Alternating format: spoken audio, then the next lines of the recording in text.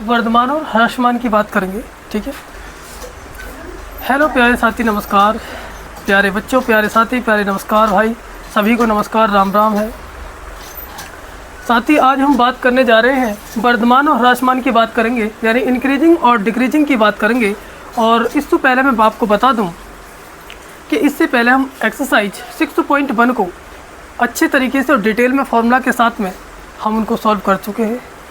अच्छे तरीके से मैंने उसमें आपको जो एक्सरसाइज 6.1 है उसमें हमने सबसे पहले फॉर्मूला पढ़े, उसके बाद हमने उसके बारे में थोड़ा सा बेसिक सा जाना, फिर उसके बाद हमने पूरी एक्सरसाइज को निपटा दिया। ठीक है। और इसके बाद हम वर्धमान और ह्रासमान पढ़ रहे हैं। ठीक है।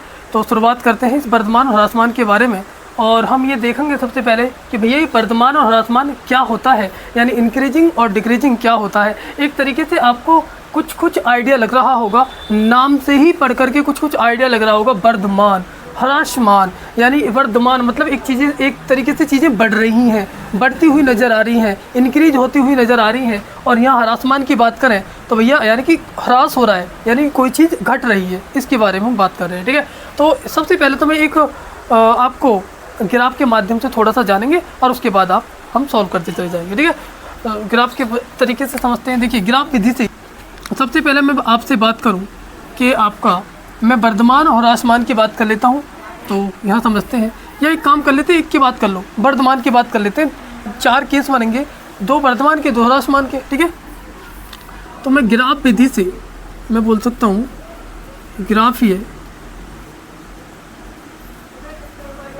ग्राफीय विधि से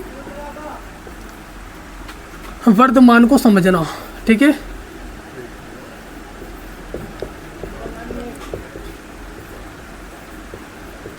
वर्धमान फलन को समझना।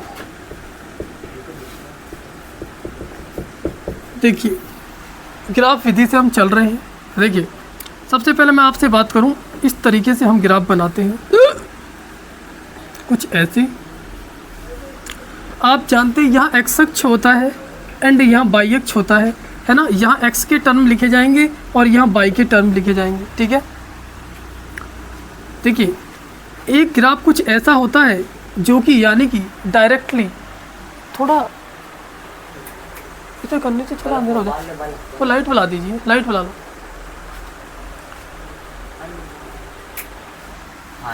ठीक है, क्लियर है ना। देखिए, इस तरीके से आपका एक ग्राफ तो इस तरीके से है जो कि आपको निरंतर बढ़ता हुआ नज़र आ रहा है। ठीक है, निरंतर बढ़ रहा है। और एक ग्राफ में बात करूं आपसे, एक्स अक्ष और वाई अक्ष के बारे में बात करूं, एक ग्राफ आपका कुछ इस तरीके से पहले बढ़ा, फिर आपका स्थिर हो गया, है ना। फिर उसके बाद मैं बात कर सकता हूं कि फिर आपका फिर बढ़ने लग गया। ठीक है। इस वाले पॉइंट से फिर से बढ़ना चालू हो गया। ठीक है ना। कुछ ऐसे, सुनो ध्यान से भाई, कुछ ऐसे और कुछ आपका ऐसे, यानी कि यहाँ से यहाँ तक बढ़ा ग्राफ, फिर उसके बाद स्थिर होगा, कांस्टेंट हो गया, फिर उसके बाद फिर से बढ़ने लगा। ये इस तरीके से बढ़ रहा है ग्राफ। ठीक है। मैं अब यहाँ से समझाने का प्रयास करूँ आपको। ये जो आप ये बताइए, जब हम इसकी बात कर रहे हैं, क्या आपको नज़र आ रहा है निरंतर बढ़ता हुआ ग्राफ? यहाँ पर निरंतर बढ़ रहा है, लेकिन यहाँ से यहाँ तक, इस पॉइंट तक बढ़ा और फिर यहाँ स्थिर हो गया, यानी एक्स अक्ष के समांतर हो गया, है ना। फिर उसके बाद यहाँ से ये ग्राफ बढ़ने चालू हो गया। इसका मतलब क्या हुआ, यहाँ जो स्थिर हो गया ये x बराबर 0 पर है। यहाँ पर देखिए, मैं यहाँ समझाता हूँ पहले आपको बात को। यदि मैंने कोई पॉइंट लिया, मैंने x बराबर x के किसी भी बिंदु पर, जैसे मैंने मान लिया x बराबर 2 पर, x बराबर 3 पर, किसी भी बिंदु पर आपका ये जो फलन का मान होगा, फलन का मान कितना होगा भैया, कुछ भी हो सकता। मतलब एग्जाम्पल लेके मान के चलते हैं कि x बराबर किसी बिंदु पर फलन का मान आपका मैंने मान लिया y है। एंड जैसे मैंने x का मान बढ़ाया, क्या मैं x का मान बढ़ा रहा हूँ ना। अब x का मान जैसे मैंने बढ़ाया, यहाँ पर x का मान मैंने बढ़ोतरी कर दी, यहाँ पर मैंने x का मान x1 लिया, यह x2 ले लिया, यानी कि कुछ और मान रख लिया, अर्थात बढ़ा कर रख लिया। जब मान बढ़ा दिया तो आप ये बताओ, क्या ग्राफ पर ये देखिए, क्या उस फलन का मान भी बढ़ गया? क्या फलन का मान बढ़ गया ना? हाँ जी, बिल्कुल बढ़ गया।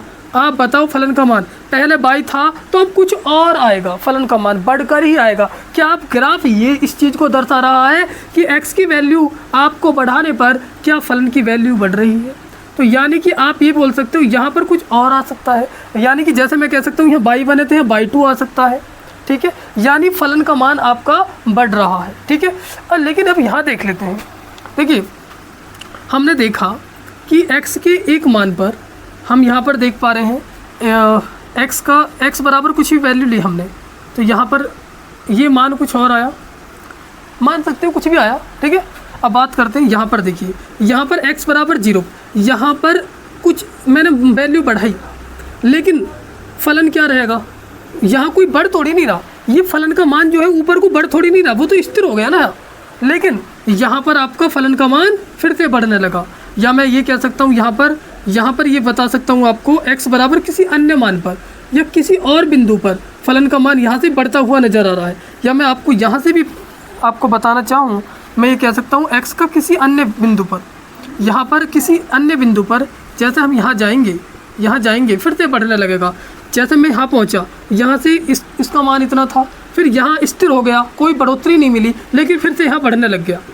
x का मान यहाँ से, मतलब x का मान बढ़ाने पर यहाँ से जो फंक्शन है, जो आपका फलन है, उसका मान बढ़ने लगा, ठीक है। यानी कि इसका मतलब क्या हुआ, इसका मतलब ये हुआ कि इसका मतलब हम जो x की वैल्यू बढ़ा रहे हैं, जो x की वैल्यू हम बढ़ा रहे हैं, हम इसमें ये देख पा रहे हैं कि भैया फलन का निरंतर मान बढ़ता जा रहा है, यानी निरंतर कंटिन्यू बढ़ रहा है मान। लेकिन यहाँ पर कंटिन्यू नहीं है, यहाँ देखिए, यहाँ मान बढ़ा, फिर आपका स्थिर हो गया, फिर उसके बाद आपका फिर बढ़ गया, है ना। इसलिए ऐसे फलन को आप क्या कहोगे, इसलिए भैया इस फलन को आप कहोगे कि निरंतर वर्धमान है। क्या बोलो,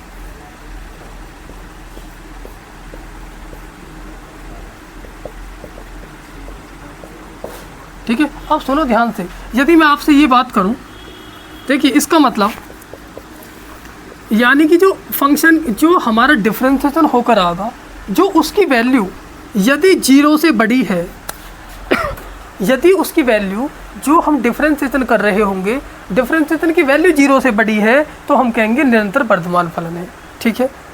अब बात करते हैं यहाँ पर ये क्या है, लेकिन ये बढ़ तो रहा है लेकिन निरंतर नहीं बढ़ रहा। इसका अर्थ ये हो गया कि जो फंक्शन है, जो आपका जो फंक्शन है, उसकी वैल्यू 0 के बराबर और 0 से बड़ी मिलेगी।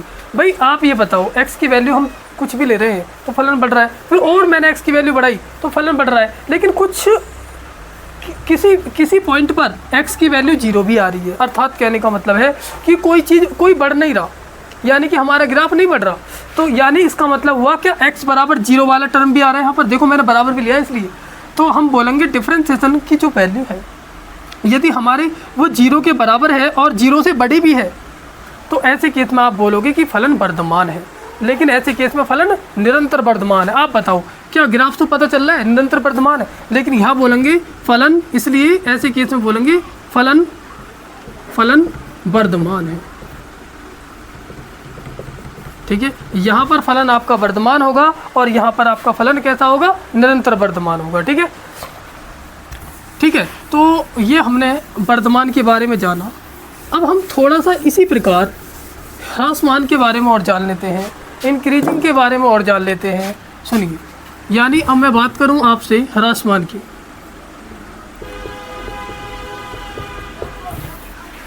देखिए ठीक सेम वैसे ही ग्राफ बनाएंगे।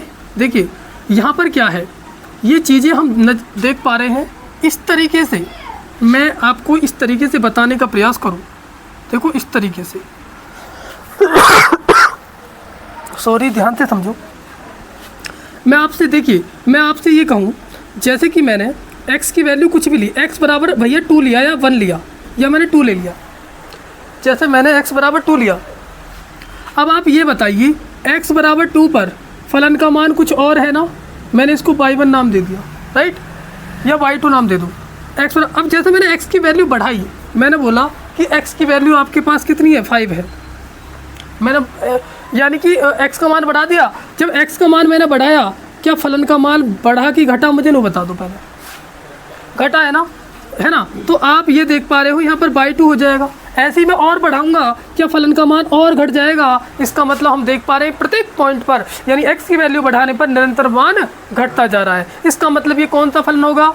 निरंतर ह्रासमान, क्योंकि डिक्रीजिंग यानी कि आप देख पा रहे हैं निरंतर घटता जा रहा है मान, इसलिए इसे क्या बोलेंगे? निरंतर ह्रासमान बोलेंगे। अर्थात आपसे मैं ये कह दूं, यदि आपकी फंक्शन की जो डिफरेंशिएशन है उसकी वैल्यू 0 से छोटी आती है तो इसे क्या बोलेंगे आप? उसे बोलेंगे ह्रासमान, राइट है ना। 0 से छोटी आती है तो इसका मतलब ये क्या होगा? निरंतर। लिख देता हूँ मैं, ये होगा आपका निरंतर ह्रासमान, निरंतर ह्रासमान, ठीक है। अब बात करते हैं, देखिए यहाँ पर फिर से मैंने ऐसे बनाया और इस तरीके से हमारा ग्राफ गया और किसी पॉइंट पर ये सेम हो गया और फिर से बढ़ने लगा। सुनो, यहाँ पर जो देखो स्टेबल हुआ है, आप देख पा रहे यहाँ पर, यानी कि स्थिर हो गया क्या? यानी मैं कह सकता हूँ x बराबर 0 पर ये स्टेबल है, यानी यहाँ पर हमारा ग्राफ बढ़ नहीं रहा, यहाँ x अक्ष के समांतर है। आप ये बताओ, मैंने आपसे ये कहा x बराबर कुछ भी, x के किसी भी मान पर मैंने मान लिया कि भैया यहाँ पर x के किसी भी मान पर हमारा जो फलन का मान आया वो y1 आया। जैसे हम आगे बढ़े ये x के किसी मान पर भैया स्थिर हो गया, यानी कि ना बढ़ रहा ना घट रहा, यानी कि कहने का मतलब है वो स्थिर हो गया, स्टेबल हो गया। अब आप आगे चलो, उसके बाद मैं बात करूं आपसे कि जैसे मैंने x का मान कुछ और बढ़ाया तो आप देख पा रहे हैं यहाँ पर फिर से और घट गया, यानी कि एक पॉइंट ऐसा भी आया इसमें जहाँ न मान घटा न बढ़ा, स्थिर हो गया था, है ना। इसलिए ये निरंतर ह्रासमान तो नहीं है, लेकिन ह्रासमान बोलेंगे। ये कैसा है? निरंतर। ये देखो घटता जा रहा है निरंतर, लेकिन यहाँ पर आप क्या बोलेंगे? x अक्ष के समांतर हो गया, यानी x बराबर 0 पर यहाँ पर मतलब यहाँ पर 0 हो गया मान एक तरीके से। इसलिए मैं बोल सकता हूँ कि फंक्शन जो है आपका, यदि वो 0 के बराबर या 0 से छोटा है तो ऐसे केस में आप बोलोगे फलन आपका ह्रासमान है। क्या बोलोगे? फलन ह्रासमान है। इसलिए यहाँ पर क्या बोलोगे? फलन ह्रासमान है। ठीक है भाई, बात क्लियर है ना। ये है जो कि ग्राफ डायग्राम के माध्यम से हमने इसको समझाया है, ठीक है। इस तरीके से आप समझ सकते हो, सिंपल सी बात है। मैंने आपसे क्या बोला है, मैं ये बताने का प्रयास कर रहा हूँ, x के किसी भी मान पर देखो यहाँ पर फलन का मान बढ़ रहा है कि नहीं बढ़ रहा है ना। अब यदि मैंने x का मान और बढ़ाया तो हमें यहाँ पर कोई बढ़ नहीं रहा, ठीक है।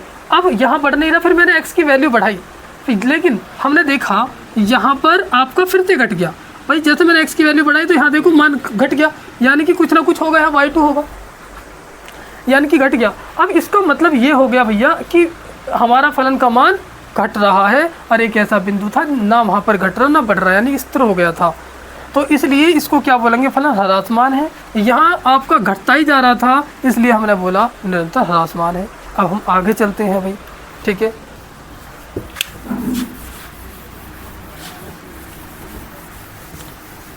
जो एक तरीके से निष्कर्ष है, कॉन्क्लूजन है, वो क्या निकल कर आया है, क्या निकला, क्या समझे आप ये बताइए। देखिए हम ये समझे हैं, यदि वर्तमान फलन की बात हो, यदि वर्तमान फलन की बात हो और ह्रासमान की बात हो,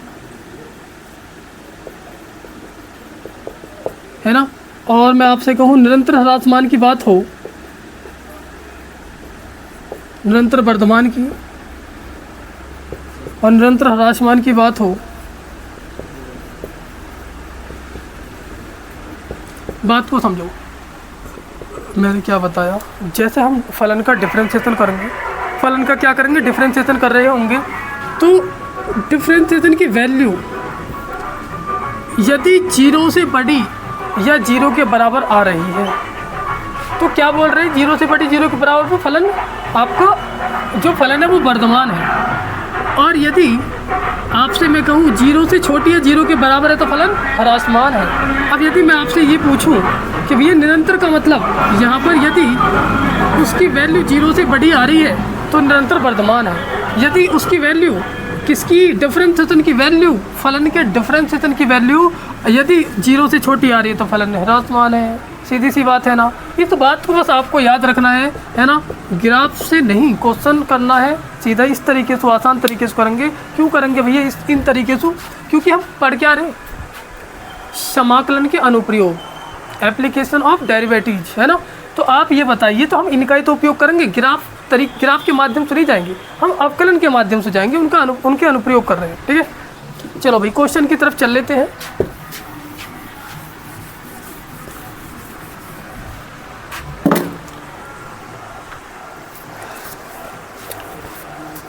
देखिए एक्सरसाइज 6.2 है, 12वीं क्लास NCERT, ठीक है। और इसकी 6.2 की बात कर रहे हैं, जिसमें वर्धमान और ह्रासमान की बात हम कर रहे हैं, ठीक है। तो आपकी एक्सरसाइज जो है, मैं बात करूं प्रश्नावली,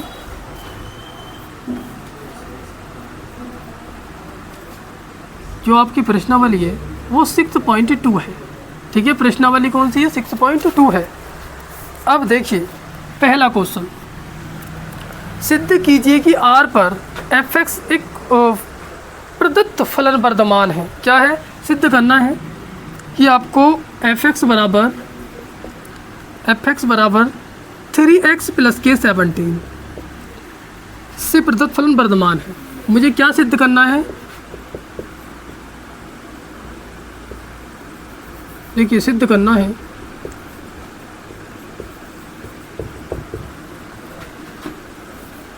फलन वर्धमान है।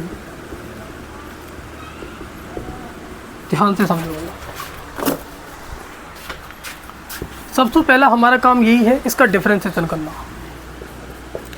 हमें दिया है fx = 3x + k17।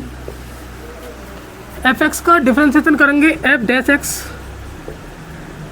3 कांस्टेंट है, x का 1 हो जाएगा और 17 का 0 हो जाएगा। x का अवकलन क्या होता है? 1 होता है, तो इसलिए x का 1 लिख दिया, 17 का 0 हो गया। यानी कि f'(x) = क्या आएगा? 3 कैसा है? धनात्मक, पॉजिटिव है कि ना है? जब पॉजिटिव है तो क्या मैं इसको ये कह सकता हूँ, इसका देखिए जब ये धनात्मक है तो मैं क्या बोलूँगा? देखिए वैसे तो आपका ये कैसा होना चाहिए? निरंतर वर्धमान फलन, लेकिन आपके क्वेश्चन में ऐसा लिखा हुआ नहीं है। आपके क्वेश्चन में क्या बुक दिखाई होगी? बुक दिखाओ। आपके जो क्वेश्चन है ना, ये इस क्वेश्चन में केवल लिखा हुआ है कि फलन वर्धमान है ना। तो हम अब यहाँ पर निरंतर वर्धमान तो नहीं, जब सिद्ध करवा रहा है क्वेश्चन में थोड़ा सा गलत लिखा हुआ है। हालांकि ये होना चाहिए था, सिद्ध कीजिए कि निरंतर वर्धमान फलन है, पर कोई बात नहीं। अब हम क्या लिखेंगे? अतः सिद्ध है फलन निरंतर, या निरंतर नहीं लिख करके क्या बोलेंगे? फलन वर्धमान है, ठीक है भाई। अब हम स्पीड में अगले क्वेश्चन पर चलते हैं।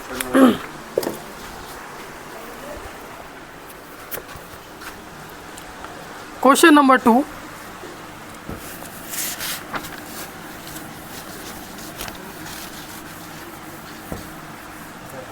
क्वेश्चन नंबर 2 की बात कर लेते हैं भाई।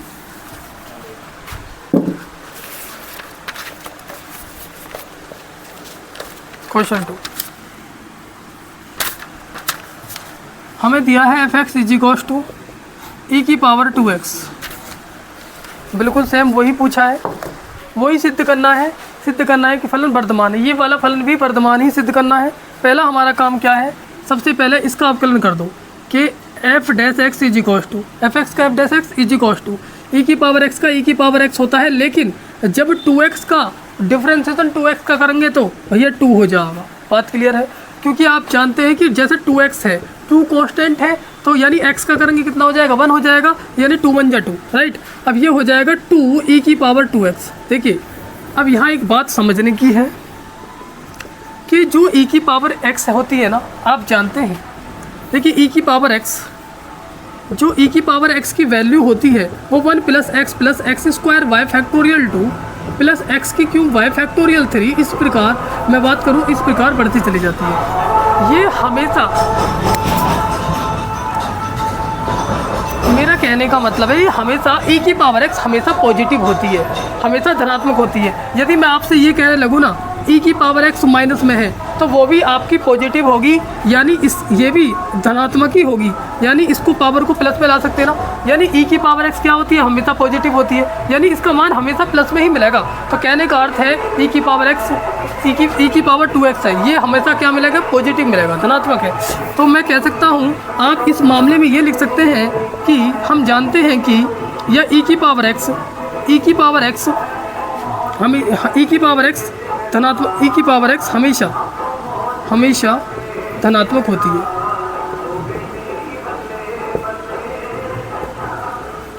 या मैं कह सकता हूँ ई की पावर x प्रत्येक स्थिति में, प्रत्येक तीनों कंडीशनों पे आपकी धनात्मक होती है। यानी x बराबर 0 पर भी, x greater than 0, x less than 0 पर भी आपकी ये क्या होती है, धनात्मक होती है। तीनों कंडीशनों, प्रत्येक स्थिति में मैं बोल सकता हूँ ई की पावर x धनात्मक होती है। जब ये धनात्मक होती है तो आप क्या कहोगे, जब ये धनात्मक है तो आप क्या कहोगे, एफ डैश एक्स की जो वैल्यू है वो 0 से बड़ी होगी, 0 से बड़ी होगी। तो इसलिए मैं क्या बोल सकता हूँ, इसलिए फलन वर्धमान है। क्या बोलेंगे, फलन वर्धमान है, राइट। वैसे तो आपका जो फलन है, हाँ, ये वर्धमान रहेगा, राइट, है ना, क्योंकि 0 से बड़ी पर निरंतर वर्धमान होता है। लेकिन हमारी अब जो NCERT है, 12th क्लास NCERT, आपका इसमें वर्धमान ही बोल रखा है कि सिद्ध करो कि फलन वर्धमान है ना, इसलिए हमने वर्धमान कर दिया। आगे चलते हैं, अगले क्वेश्चन पे फोकस करेंगे।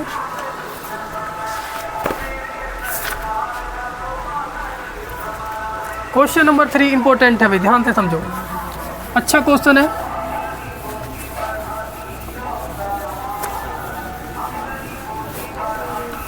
क्वेश्चन नंबर 3 हमको दिया है कि सिद्ध कीजिए कि, यानी आपका fx सिद्ध कीजिए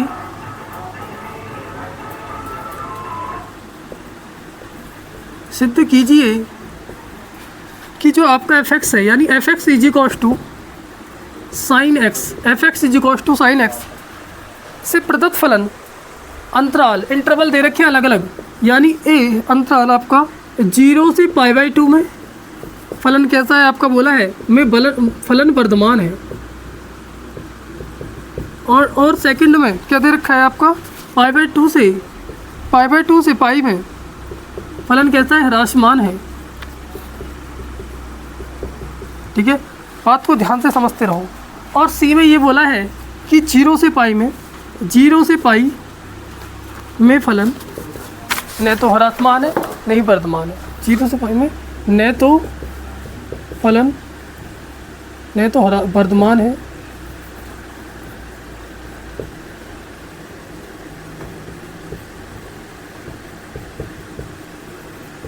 और न ही ह्रासमान है।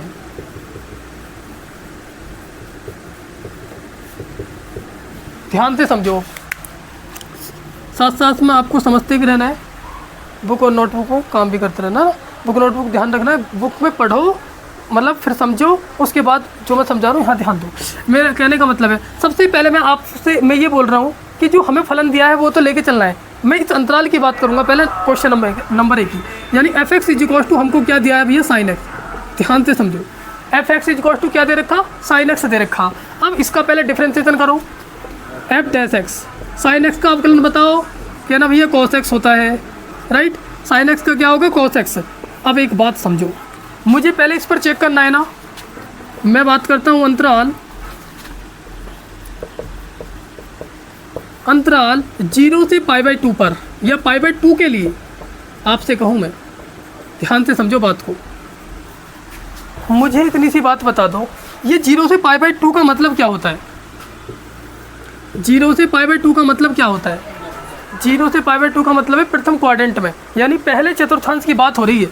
ये आपका 0 से π/2, यहाँ पर 180, यहाँ आपका 2π/3, और यहाँ आपका क्या बोलोगे, यहाँ आपका 2π होता है। ठीक है, 3 छंग 18, 6 3 छंग 3 ऊपर हो, वो जी 2 नीचे। हाँ, यानी कि 3 को ऊपर रखना पड़ेगा, 3 दूनी 6, यानी कि 45 है ना, 200 काटोगे आपका 180, सॉरी 90, 9 27 2 70। ठीक है, बात करते हैं अंतराल 0 से π/2।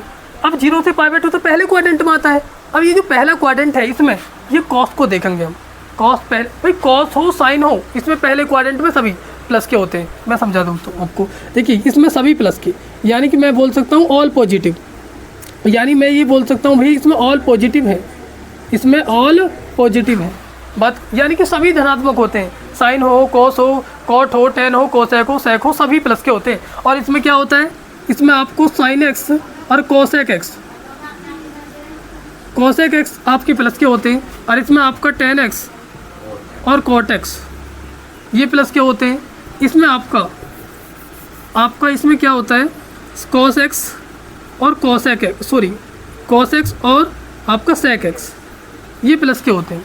कॉस और सेक प्लस के, इसमें साइन और कोसेक, इसमें कॉट और टेन और कॉट प्लस के, हमें सभी प्लस के होते हैं। बस इतनी सी बात याद रखनी है। अब सुनो, हमें किस पर चेक करना है अपना फलन, हमें तो 0 से π/2 में चेक करना है, जो कि प्रथम चतुर्थांश में पड़ता है। अब प्रथम चतुर्थांश में सभी प्लस के होते हैं। मैं कह सकता हूँ कि जो कोसेक एक्स है वो प्रथम चतुर्थांश में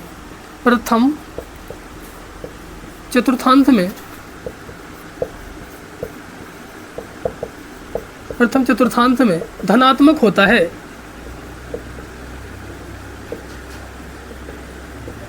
ये प्रथम चतुर्थांश में धनात्मक होता है, यानी पॉजिटिव होता है। इसलिए मैं कह सकता हूँ, इसलिए एफ डैश एक्स बराबर जो कोस एक्स है, इसकी जो वैल्यू होगी वो आपकी 0 से बड़ी होगी, धनात्मक है, पॉजिटिव है। इसलिए मैं ये कह सकता हूँ जो आपका फलन है अंतराल, यानी मैं बोल सकता हूँ अंतराल 0 से π/2 में या π/2 के लिए या π/2 में फलन वर्धमान है। एक बात तो हमने प्रूव कर दी। अब बात करते हैं आपका इस बी की बात कर लेते हैं, सेकंड वाले की।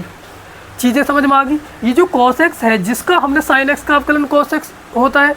अब ये जो cos x है, cos x प्रथम चतुर्थांश में धनात्मक होता है, इसलिए एफ डैश एक्स क्या होगा, यानी ये 0 से बड़ा होगा, धनात्मक है तो 0 से बड़ा होगा। अब मुझे ये बता दो, जो अंतराल है आपका, ये जो अंतराल, ये जो जिसकी हम बात कर रहे हैं फर्स्ट में जो दिया गया है, ये पहले चतुर्थांश की बात है, इसमें कैसा होगा फलन, वर्धमान होगा, राइट। अब बात कर लेते हैं सेकंड की, ठीक है ना। तो मैं बात करूँ आपसे सेकंड के लिए। हमारा जो ये सेकंड है, ठीक है, इसको मैं मिटा देता हूँ भाई। सेकंड क्या दिया हुआ है, π/2 से पाई के लिए। आप मुझे ये बताओ भाई, π/2 से पाई क्या भैया, π/2 से पाई का मतलब है दूसरा क्वाड्रेंट या दूसरे चतुर्थांश की बात चल रही है। अब आप ये बताओ, जब दूसरे चतुर्थांश की बात चल रही है तो दूसरे चतुर्थांश में कौन सा नेगेटिव होता है, यानी ऋणात्मक होता है। भैया दूसरे चतुर्थांश में साइन और कॉस है कि तो प्लस क्यों, बाकी सभी माइनस के होते हैं। तो भैया ये जो कॉस है ये यहाँ में माइनस का होगा कि नहीं होगा, है ना, ऋणात्मक होगा। तो आप लिखोगे भैया कि कॉस एक्स दूसरे चतुर्थांश में, यानी कि द्वितीय चतुर्थांश में या दूसरे चतुर्थांश में कैसा होता है, ऋणात्मक होता है, ऋणात्मक होता है।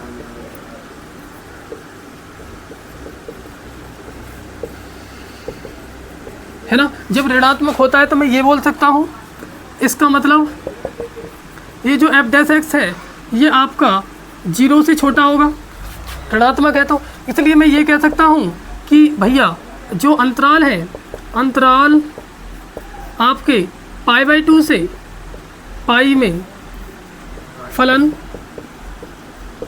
वर्धमान है, ह्रासमान है। कैसा है फलन, ह्रासमान है,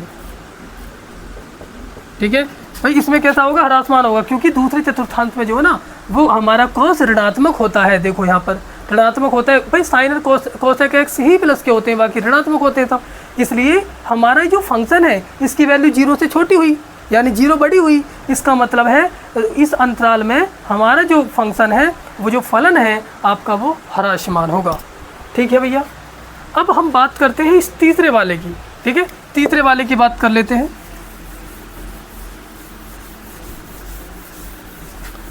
तीसरे वाले में चलो भाई, देखिए इसकी बात कर लेते हैं, इस वाले की। 0 से π/2, अंतराल 0 से π/2 के लिए ध्यान से समझो। अब 0 से π/2 देखो भैया, चतुर्थांश में देखते हैं, यानी 0 ये 0 से पाई के लिए बात करी है, तो यानी कि पहले क्वाड्रेंट से होकर भी गुजरना पड़ेगा मुझे, और मुझे दूसरे क्वाड्रेंट से भी होकर गुजरना पड़ेगा। आप नो बताओ, जब जैसे 0 से लेकर के आप यहाँ तक गए तो ग्राफ में बढ़ोतरी होगी कि ना होगी, यानी कि ग्राफ बढ़ेगा, यानी हमारा मान पॉजिटिव रहेगा पहले क्वाड्रेंट में। जैसे पहले से दूसरे क्वाड्रेंट में आए तो भैया माइनस का हो जाएगा ना। सुनो, पहले क्वाड्रेंट में कॉस प्लस का, दूसरे क्वाड्रेंट में कॉस माइनस का।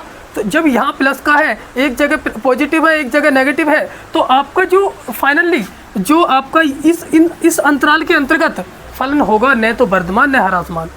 कभी भी इन बिंदु किसी बिंदु पर आपका फलन वर्धमान भी है और ह्रासमान भी है, तो उस केस में हम बोलते हैं न तो फलन वर्धमान है न ह्रासमान है।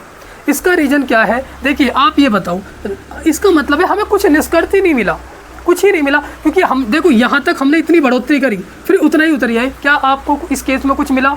कुछ भी नहीं मिला ना, है ना। यानी मैं आपसे ये कहूँ, हम यहाँ से यहाँ तक पहुँचे, है ना, मैंने मान ली कि आपका ग्राफ यहाँ तक 10 सेंटीमीटर तक चढ़ गया, फिर उतना ही उतर आया। 10 सेंटीमीटर तक ग्राफ बढ़ा तो 10 सेंटीमीटर नीचे आ गया, तो कुछ बेनिफिट हुआ क्या? कोई बेनिफिट नहीं हुआ। इस केस में आप ये बोलोगे 0 से π/2 में न तो फलन वर्धमान है न ह्रासमान है। या आप इस तरीके से बता सकते हो कि आपका नंबर 1 क्वेश्चन ए व क्वेश्चन बी के आधार पर हम कह सकते हैं अंतराल 0 और π/2 के लिए फलन आपका न तो वर्धमान है न ह्रासमान है। रीज़न मैंने आपको बता दिया कि भैया ये जो पहला क्वेश्चन है इसमें तो हमारा पॉजिटिव आया था, यानी कि फलन वर्धमान आया था, और इसमें ह्रासमान आया था। जब दोनों केस बन जाए एक साथ तो क्या बोलोगे? न तो फलन वर्धमान नहीं ह्रासमान है। तो इसलिए मैं ये बोल सकता हूँ इसमें कि आपका क्वेश्चन ए और क्वेश्चन बी के आधार पर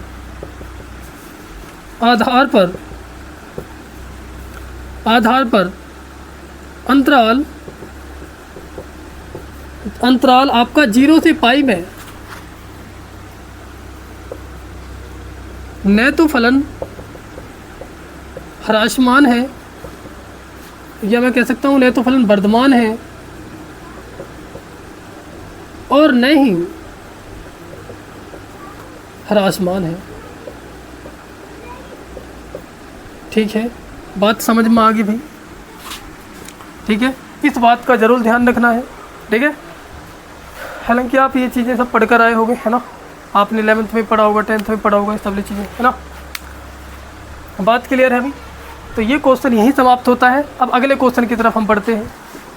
अब अगले क्वेश्चन की तरफ बढ़ेंगे।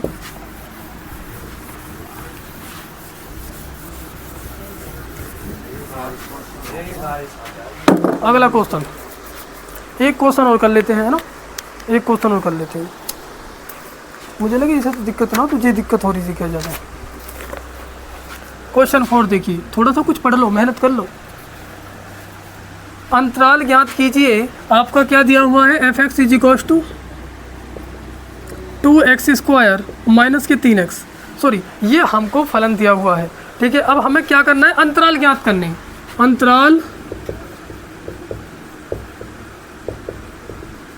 अंतराल ज्ञात करो। नंबर 1 कैसे भैया? वर्धमान। नंबर बी में क्या बोला है? ह्रासमान। ध्यान से समझो, ये ऐसा कह रहे हैं आपसे, आपको फलन दिया जाता है, इसके वो अंतराल ज्ञात करो जिन पर ये फलन वर्धमान हो, और वो भी बिंदु ज्ञात करो जिन पर ह्रासमान भी हो। यानी अलग अलग बिंदु ज्ञात करवा रहे हैं। पहले हम देख लेते हैं। सबसे पहले हमारा ये काम होता है इसमें भैया इसका अवकलन करना, डिफरेंशिएशन करना। यानी हमको f(x) = 2x² माइनस के 3x दिया है। जैसे हम इसका डिफरेंशिएशन करेंगे तो f' बराबर पावर आगे आ गई, ये जो पावर है आपकी ये 2 आगे आ गई, 2 दूनी 4, 4x हो जाएगा, और 3x का करेंगे तो 3 हो जाएगा, क्योंकि x का 1 होता है। यानी f' की वैल्यू आपके पास हो जाएगी भैया 4x माइनस का 3। अब मुझे तो अंतराल, यानी कि मुझे अंतराल निकाल रहे हैं, इसका मतलब पॉइंट निकाल रहे, बिंदु निकाल रहे हैं, तो इसके लिए बिंदु निकालने के लिए तो इसके बराबर 0 रखते हैं। सेकंड काम क्या करना है? यानी अंतराल ज्ञात करने के लिए मैं बोल सकता हूँ, अंतराल ज्ञात करने के लिए एफ डैश एक्स बराबर क्या रखते हैं 0, इसके बराबर क्या रखना है 0 रख दो। 4x माइनस 3 बराबर 0, ये -3 इधर जाएगा क्या ना भैया प्लस का हो जाएगा। 4x के मल्टीप्लाई में है तो डिवाइड में जाएगा, ये चीज़ आप भली भांति जानते होगे। अब x की वैल्यू आ गई ना, अब इसको रेखा पर दर्शाते हैं, लाइन पर दर्शाते हैं, नंबर ड्रॉ करते हैं। सुनो ध्यान से समझो, अंतराल ज्ञात करने के लिए नंबर लाइन पर दर्शाओ। ये नंबर लाइन पर दर्शाते हैं भी। सुनो आप जानते हैं इधर प्लस इनफाइनाइट होती है, यहाँ माइनस इन्फिनिटी होती है, यानी बीच में 0 होगी कहीं ना कहीं। देखिए अब मुझे ये चेक करना है, ये जो पॉइंट है 3/4 ये प्लस का है ना, यानी कि कहने का मतलब है यदि यहाँ 0 मान के चलूँ मैं, इसके बाद ये आ गए तो 3/4, यानी मैंने 3/4 यहाँ मान लिया। इस पॉइंट के अलावा आपको नंबर लाइन पर कुछ और नहीं मानना है अपनी तरफ से, ठीक है। 3/4 ले लिया बस, ठीक है। अब मेरे जो अंतराल होंगे आप देख पा रहे हैं, यहाँ तक क्लियरिटी आ रही है तो मैं बोल पाऊँगा अंतराल।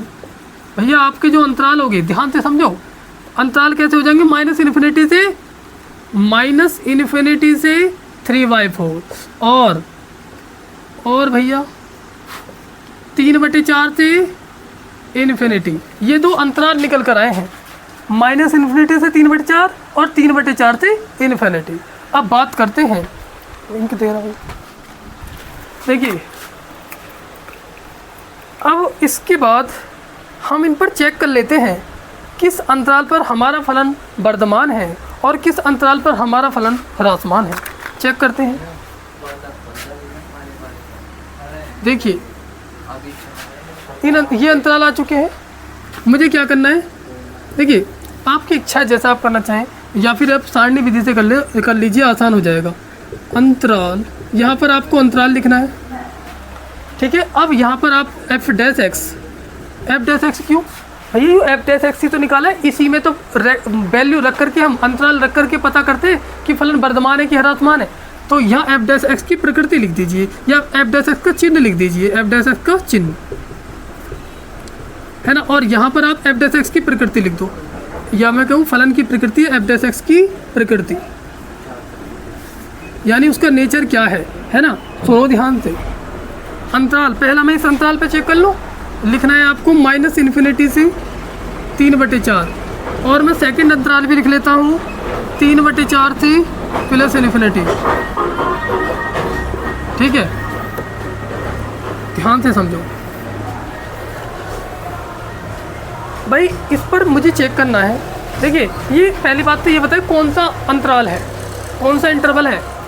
आप देख पा रहे हैं ये ओपन इंटरवल है, ठीक है, यानी कि खुला अंतराल है। जब खुला अंतराल होता है तो ये वाले डिजिट नहीं ली जाती, इनके बीच में ही डिजिट ली जाती है।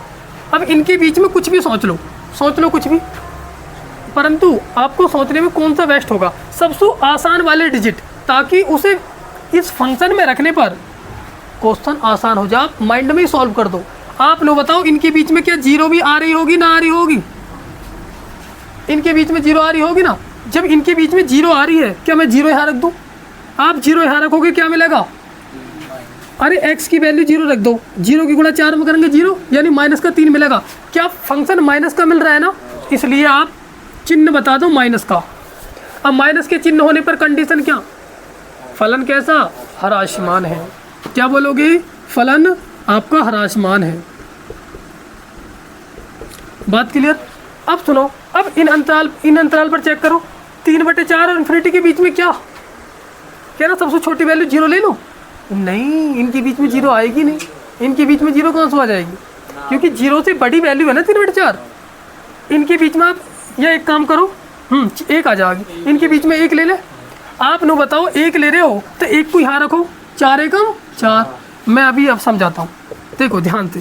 एफ डैश एक्स बराबर कितना है भैया, 4x - 3 है। क्या मैं x की जगह इनके बीच में एक डिजिट, भैया 1 ही क्यों ले रहे हो तुम, मैंने आपसे कहा इनके बीच में कुछ भी ले लो, कुछ भी, लेकिन मैंने आपसे एक बात भी कही है कि भैया आसान सी छोटी सी डिजिट उठाओ ना इनके बीच में, ताकि आपकी कैलकुलेशन आसान हो जाए। तो भैया मैंने इनके बीच में 1 भी तो आता है, 1 उठा लिया, ठीक है। देखिए आपको किसी भी इनमें अंतरालों में या क्वेश्चन के अंतर्गत कोई भी डाउट है या कोई भी इम्प्रूवमेंट करवाना है, आपको कमेंट बॉक्स में ज़रूर मुझे बताना है, या फिर किसी भी चैप्टर पर या कोई भी क्वेश्चन समझ में नहीं आ रहा, कमेंट बॉक्स में मुझे भेजना है और बताना है कि भैया ये करवा दो। और दूसरी बात क्या है, या आपको किसी भी एक्सरसाइज, कोई भी एक्सरसाइज की विविध प्रश्नावली हो या कोई भी क्वेश्चन हो, या मैं आपसे कहूँ कि इनसे संबंधित जो पढ़ा रहे हैं उससे संबंधित कोई भी क्वेश्चन या डाउट हो तो मुझे ज़रूर बताना है, ठीक है, कमेंट बॉक्स में ज़रूर बताना है। और अब मैं बात कर रहा हूँ, देखिए मैंने इनके बीच में आपसे छोटी वाली वैल्यू उठवाने के लिए बोली 1, आप 1 रखोगे, 4 गुना 1, एक्स की जगह क्या रख रहे हैं, 1 रख रहे हैं, तो आप बताओ कितना आएगा, 4 माइनस 3 मतलब भैया 1। क्या यू 1 प्लस का आया? अरे यू 1 प्लस का आया कि नहीं आया? हाँ, तो प्लस का आया तो इसका मतलब यहाँ प्लस लिखेंगे, चिन्ह कैसा, प्लस, और प्लस होने पर फलन वर्धमान होता है। भैया वर्धमान हो गया।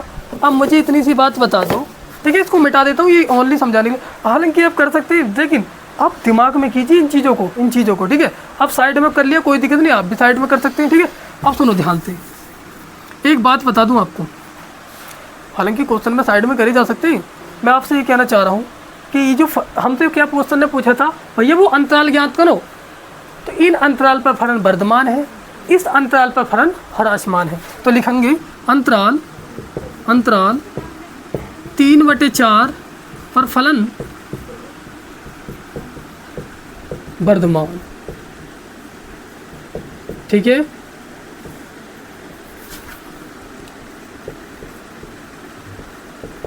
अब मैं बात करूं, और -∞ से 3/4 पर ह्रासमान है, ठीक है, बात क्लियर है।